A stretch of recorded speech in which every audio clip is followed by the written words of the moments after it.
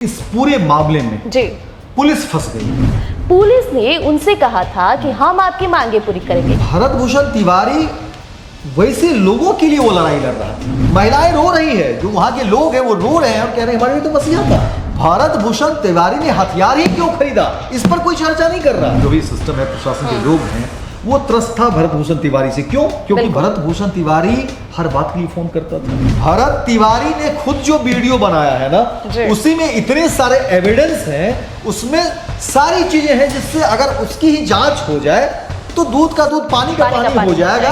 आप पुलिस रहें या कोई और, पुलिस आप वर्दी में है तो आपका ऐसा थोड़े ना कि आप किसी को गोली मार दीजिए।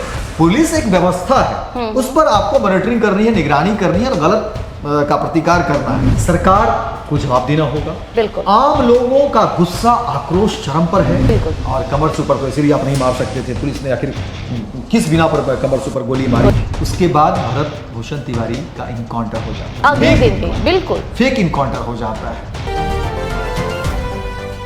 नमस्कार, मैं प्रिया राज और आप देख रहे हैं स्वराजपुर। सीधे तौर पे बातचीत करेंगे भरत भूषण तिवारी एनकाउंटर।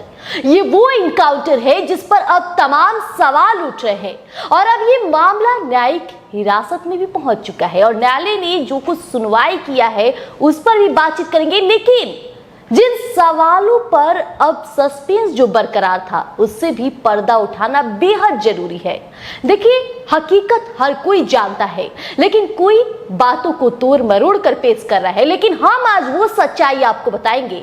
ग्राउंड पे जाकर क्या कुछ बात हुई, पिता क्या कहते हैं, पुलिस क्या कहती है और जो पुलिस कहती है उसमें कितना सच्चाई है। सीधे बातचीत करेंगे। हमारे साथ मौजूद news editor Amit Singh sir है। नमस्कार सर। देखिए प्रिया, जो बात आप कह रही हैं, सस्पेंस और तमाम तरह की बात, जाहिर तौर पर एक बात तो आप समझ लीजिए कि इस पूरे मामले में पुलिस फंस गई है।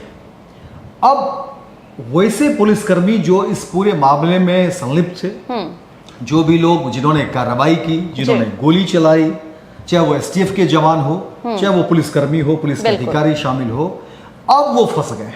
उनका निकलना अब इस पूरे केस से मुझे लगता है कि बेहद मुश्किल होगा। क्योंकि देखिए, मुख्यमंत्री सम्राट चौधरी के वो बयान आप देखिए जिसमें सम्राट चौधरी ने कहा कि भाई मुझे जो जानकारी मिली, क्योंकि वो बिल्कुल गलत जानकारी मिली थी, बिल्कुल जो वीडियो वायरल हुआ था उसमें भरत भूषण तिवारी के हाथ में पिस्टल है जी, सामने पुलिसकर्मी है। सम्राट चौधरी ने कहा कि मैंने भी जब वो वीडियो देखा तो मैं भी हैरान हो गया कि भाई ये हो क्या रहा। हाँ, और ये कौन है जो मेरे पुलिस को डरा रहा है। लेकिन फिर सम्राट चौधरी ने कहा कि मैंने पता किया तो पता चला, पुलिसकर्मी ने बताया, पुलिस वाले ने बताया कि वो विक्षिप्त है। तो फिर मैंने कहा मानसिक रूप से जो है ठीक नहीं है, तो मैंने कहा कि भाई उसको जो है आप उपचार के लिए भेजिए। बिल्कुल। लेकिन उसके बाद क्या होता है, उसके बाद भरत भूषण तिवारी का इनकाउंटर हो जाता है, अगले दिन ही बिल्कुल फेक इनकाउंटर हो जाता है। और सवाल कई सारे उठने लगे, कई लोगों ने इसमें मुख्यमंत्री को भी घेरा, लेकिन दोनों बातें अलग अलग है। मुख्यमंत्री ने कहा था कि भाई पुलिस वाले ने कहा कि वो विक्षिप्त है, तो हमने कहा कि भाई उसको आप इलाज करवाइए। अपराधी प्रवृत्ति के जो हैं, जो वाकई अपराधी हैं, उन्हें आप ठिकाने लगाइए, उनके लिए जो है सो उन्हें माला चढ़ाइए या जो भी करना है इनकाउंटर करिए। अब देखिए, अब पुलिस वाले इसमें कैसे फंस जाते। एक तो मुख्यमंत्री को गलत रिपोर्ट दिया आपने, बिल्कुल, और दूसरी बात यहाँ पर प्रिया कि जो बहन कह रही थी। हाँ बिल्कुल सर, बहन का जो बयान है वो भी हमने सुना, काफी दर्दनाक और चौंकाने वाला बयान है। उन्होंने कहा था कि हमने वीडियो देखी कि किस तरह से वो पिस्टल फेंक देते हैं पुलिस के सामने। पुलिस ने उनसे कहा था कि हम आपकी मांगे पूरी करेंगे, क्योंकि भरत भूषण तिवारी समाज का काम करता था, समाज के लिए लड़ता था, उनकी आवाज उठाता था। अगर वो चाहता तो वो अपना भी घर मकान ऐशो आराम से जी सकता था, सब कुछ कर। देखिए प्रिया, यहाँ पर मुझे लगता है कि दर्शकों को ये भी बात बताना बेहद जरूरी है जी, कि किसी भी सरकारी दफ्तर में कोई भी काम करवाना हो, चप्पलें घिस जाती हैं साहब। और स्वराज पोस्ट के जितने भी दर्शक हैं वो भी इस बात का समर्थन करेंगे और समझेंगे, और कोई नकार नहीं सकता है ना, जनता हर बिल्कुल किसी भी आप कार्यालय में जाइए, आपको वो छोटा से छोटा काम करवाने के लिए या तो बिचौलिए के सहारे आपको काम करवाना होगा, 500 1000 जो भी है, एक पैरेलली एक सिस्टम के पैरेलली सिस्टम बना हुआ, नहीं तो फिर महीनों आपको जो है चक्कर लगाने पड़ेंगे, फिर भी काम होगा या नहीं होगा इस बात की गारंटी नहीं है। बिल्कुल। अब भरत भूषण तिवारी क्या कर रहा था? भरत भूषण तिवारी जवनिया गांव, शाहपुर में जो जवनिया गांव है, जहां पर भोजपुर के शाहपुर गांव जो में, बाढ़ हाँ। आई और बाढ़ में जो कटाव हुआ, पूरा का पूरा गांव जो है वो उजड़ गया, वीरान हो गया। तो वहां के जो विस्थापित लोग हैं जी, उनको फिर पुनर्वास के लिए वो संघर्षरत था, लड़ाई लड़ रहा था। देखिए, मैं गया हूं वहां पर, जवनिया गांव में गया, और ये जो है भरत भूषण तिवारी का जो गांव है जी, वहां भी मैं गया, बिलोटी गांव। अब देखिए वहां की स्थिति क्या है कि भरत भूषण तिवारी वैसे लोगों के लिए वो लड़ाई लड़ रहा था, ठीक है। अब उनके घर कैसे बनेंगे, समझिए, जिनके घर बाढ़ में पूरा का पूरा गांव डूब गया, अब ऐसे विस्थापित लोगों के लिए पुनर्वास के लिए लड़ाई लड़ना, घर बनवाना, पानी की कमी, पीने की पानी की कमी। देखिए हमारे पास बयान भी, हमने लोगों से बातचीत किया, महिलाएं रो रही है, जो वहां के लोग हैं वो रो रहे हैं और कह रहे हैं हमारे लिए तो मसीहा था, पानी खराब है। उसने कहा कि देखिए मैं 24 घंटे में ठीक करवाता हूं, और मैं बाकी लोगों को कहूंगा कि हमारे यहाँ, आपके यहाँ अगर पानी इस तरह से खराब हो जाए, कुछ भी हो जाए, हम आप कुछ नहीं कर पाएंगे, कुछ नहीं कर सकते हैं। लेकिन भरत भूषण तिवारी का वो आत्मविश्वास, उसकी वो सोच, उसकी वो कर्तव्यनिष्ठा कहिए या जो भी आप कह लीजिए, उसने 24 घंटे के अंदर फिर से जो है चापाकल वहां पर गरवाया और फिर सही पानी उन लोगों के लिए मुहैया करवाया। तो ये भरत भूषण तिवारी है। दूसरी बात, बिजली, हम जब खबर कर रहे थे, महिलाएं रोने लगी, कहा कि सर ये जो देख रहे हैं ना पंखा जो चल रहा है वो उसी का देन है। तो हमारा तो लुट गया, हमारा तो सब कुछ बिखर गया।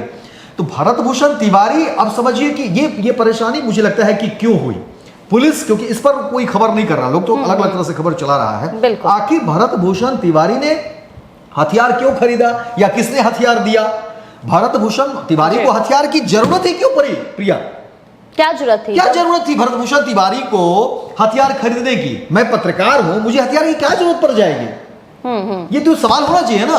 भरत भूषण तिवारी ने हथियार ही क्यों खरीदा, इस पर कोई चर्चा नहीं कर रहा। किसने मजबूर किया, किसने विवश किया, किसने भरत भूषण तिवारी को उस मुहाने पर लाकर खड़ा किया कि भरत भूषण तिवारी ने कहा जा रहा है कि उसके पास जो लॉकेट था, जो भी चीजें थी, उसको बेच करके उसने हथियार खरीदा।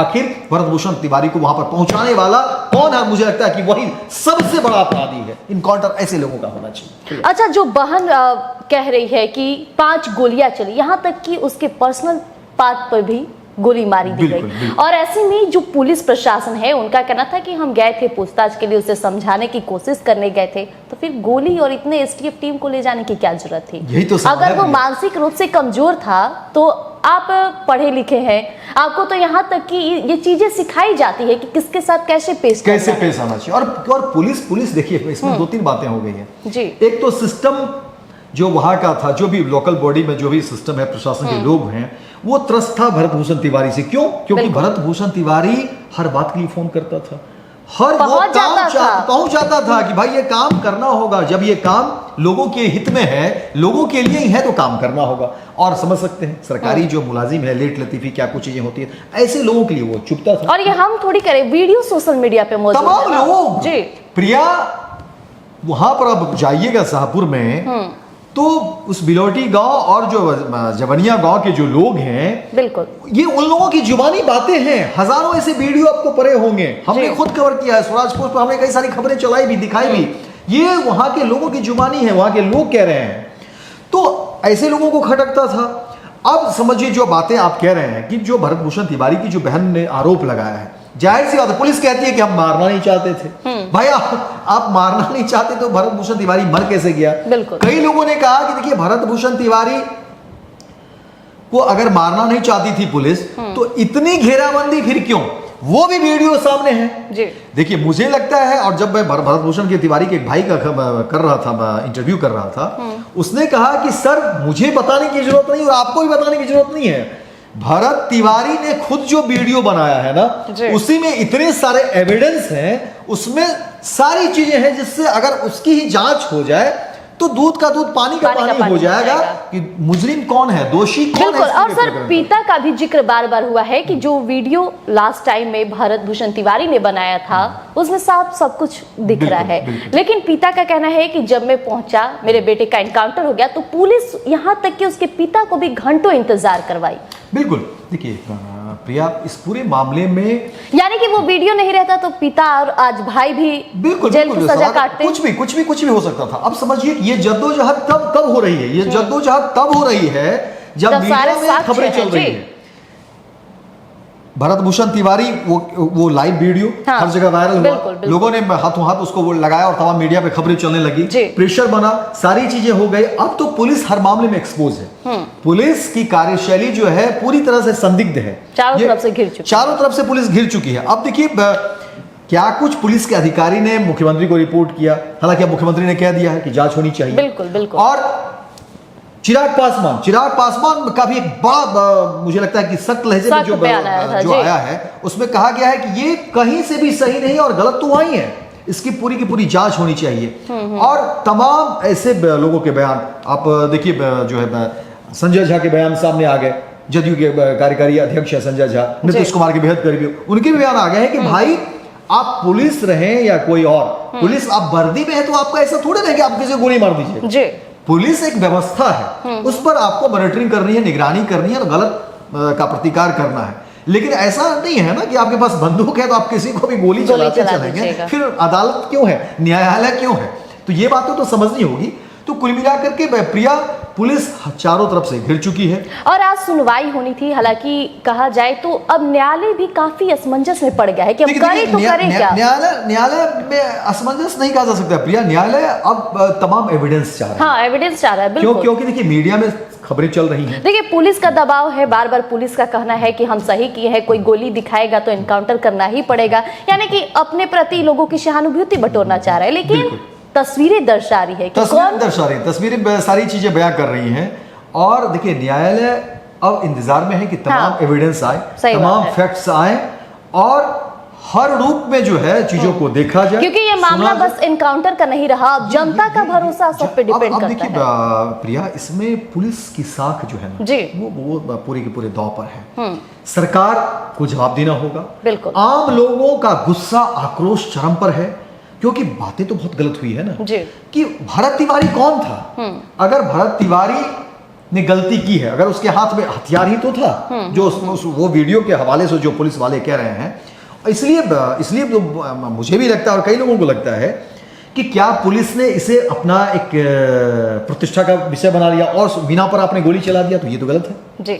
पुलिस को कहीं ऐसा तो नहीं लगा कि भाई पुलिस के सामने वो पिस्टल तान दिया है तो चलो ऐसे लोगों को ठिकाने लगाओ, कहीं उस बिना पर तो कहीं उस बिना पर तो नहीं गोली मार दी गई है। तो ये कई ऐसे सवाल हैं जिसका जवाब देना होगा। एसपी की क्या भूमिका है, जो दरोगा है राजेश मालाकार की क्या है उसकी भूमिका है, जो एसटीएफ के नाम सामने आ रहे हैं कि जिसने पहली गोली चलाई, तो ये तमाम चीजों को देखा जाएगा। किसने ऑर्डर दिए थे, किसने इस पूरे जाल को बिछाने की बात कही थी, आखिर अब ये भी तो सोचिए सर कि भाई और उनके पिता पर भी अब आरोप और एफआईआर दर्ज हो रहे हैं, क्योंकि उन्हें पता था कि उनके बेटे के पास पिस्टल था। बिल्कुल। देखिए कई सारे ऐसे एंगल हैं, मुझे लगता है कि अब तमाम चीजों पर जांच होनी है। लेकिन अब देखिए क्योंकि जांच का दायरा और भी बढ़ेगा, क्योंकि बातें जो है अब इतनी आसान नहीं हो रही है, मामला शांत नहीं हो रहा है, क्योंकि अब कहा जा रहा है कि 24 जून को जो है महापंचायत होने जा रहा है। 24 जून को बिलौटी गांव में महापंचायत होने जा रहा है। ये भी बड़ी खबर और बड़ा अपडेट दे रहे हैं स्वराज पोस्ट पर। उत्तर प्रदेश और तमाम जगह से लोग जुट रहे हैं, एक बड़ा जुटान होने जा रहा है। और मुझे लगता है कि अब एक एक कदम जो है प्रशासन को भी फूक कर चलना होगा, क्योंकि और जवाबदेही बढ़ गई है, क्योंकि एक बड़ा आरोप लग गया ना, संगीन आरोप, गंभीर आरोप। हालांकि सरकार ने जांच की बात कह भी दी है, समाज में एक मैसेज चला गया है। देखिए आम लोगों में गुस्सा है, आम लोगों में आखिर सिस्टम क्यों बनता है और किसके लिए बनता है? आम आदमी के लिए ही तो सिस्टम है, पुलिस है क्यों? आम आदमी की सुरक्षा, आम आदमी की व्यवस्था के लिए तो है कि आम आदमी को कोई नुकसान नहीं हो, समाज में शांति स्थापित करने के लिए तो पुलिस व्यवस्था है। लेकिन अगर वही पुलिस किसी को भी ऐसे ही गोली मार दे तब तो सवाल उठता है। बिल्कुल। तो पुलिस चारों तरफ से घिर चुकी है, चाहे आप पेट में गोली या जो अलग अलग जगहों पर जो बातें सामने आ रही हैं कि कई ऐसे पार्ट्स हैं, इंटरनल पार्ट्स हैं जहां पर पुलिस ने गोली चलाई है। बिल्कुल। और कमर से ऊपर तो ऐसे भी आप नहीं मार सकते थे, पुलिस ने आखिर किस बिना पर कमर से ऊपर गोली मारी, जो घर वालों का आरोप है, घर वालों का जिस तरह से आरोप है। और दूसरी बात कि अगर पुलिस मारना ही नहीं चाहती थी तो पुलिस टीम के साथ क्यों पहुंची? इतनी टीम के साथ ऐसा लग रहा था कि किसी बड़े लश्कर या आतंकी को, बड़े संगठन को खत्म करना चाहती थी। और सबसे बड़ी बात कि पुलिस जब कह रही है कि भरत तिवारी भी गोली चलाया है, तो मुझे लगता है कि लगभग 25 से 30 मीटर की दूरी बताई जाती है। और ये बात अब न्यायालय भी समझ रहा है कि अब जांच बेहद जरूरी है। और भरत तिवारी ने अगर गोली चलाई तो भाई पुलिस के किसी अधिकारी को लगी क्यों नहीं? क्योंकि जब बहुत नजदीकी मामला था तो कई जब छत से चढ़ के 8-10 राउंड फायरिंग करा था तो उसमें किसी को भी लग सकता था। लेकिन एक वीडियो भरत तिवारी का भी है जिसमें भरत तिवारी वीडियो में ही अपना पिस्टल फेंकते हुए कह रहा है कि चलिए मैं आत्मसमर्पण करता हूं, मेरी बात जो है इन लोगों की, जमनिया गांव के लोगों की जो बात है वो आप सम्राट चौधरी तक पहुंचाएंगे, मुख्यमंत्री तक पहुंचाएंगे। तो कई सारे ऐसे विषय हैं जिसका जवाब अभी मिलना बाकी है। लेकिन कुल मिलाकर के जो चीजें दिख रही हैं उसमें पुलिस तो फिलहाल फंसती हुई नजर आ रही है। प्रिया, अब देखना होगा कि आखिर इस मामले में क्या कुछ निकलकर सामने आया है। अब न्यायालय जांच किस कदर बढ़ाती है और सीधे तौर पे जो महापंचायत होने वाला है, इस महापंचायत में क्या फैसले होंगे, स्वराज पोस्ट आप तक जरूर पहुंचाएगा। तब तक के लिए बने रहिएगा। धन्यवाद। गोल, जहां 28 वर्षों के सफर में 18,000 से भी अधिक छात्रों ने डॉक्टर एवं इंजीनियर बनकर सफलता की ऊंची उड़ान भरे है, जहां साधारण छात्र भी बिहार एवं झारखंड टॉपर बनकर बड़ा इतिहास बना रहे हैं।